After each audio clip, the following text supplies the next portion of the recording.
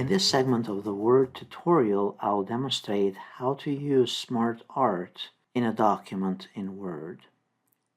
SmartArt is used to quickly and easily make a visual representation of your information.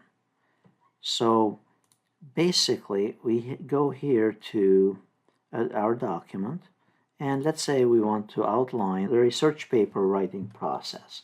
So typically you can represent this in a document very similar to this, like selecting a topic, then identifying the research problem, then collecting the relevant data, then analyzing the data, then writing the research paper, and proofreading it as well.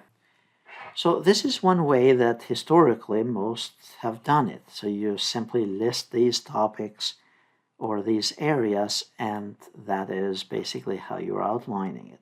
However, you can take this same information and convert it into SmartArt.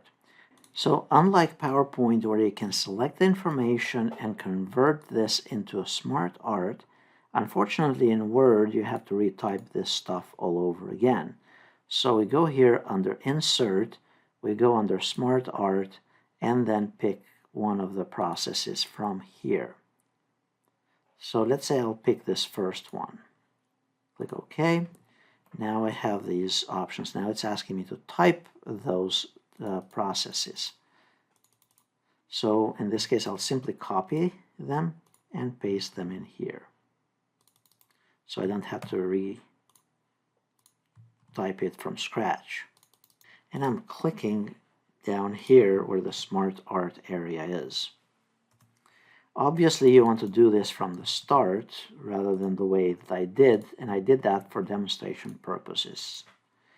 Now that you can kind of see that the SmartArt, it's more visually appealing here. Now to take this one step further, you can double click on the SmartArt that you just created, and notice that the SmartArt design tools show up. Now you can change the design if you prefer to something different.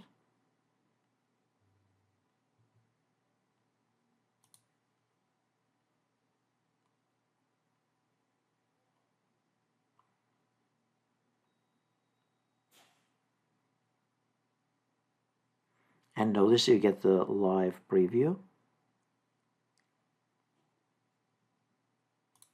And once you select one of the designs that you prefer, now you can select also various color schemes as well. And furthermore, you can adjust the design of the SmartArt as needed. So basically, instead of you representing that topic by just a bunch of bullet points, you're now using a SmartArt object to represent the same idea, but it's more visually pleasing.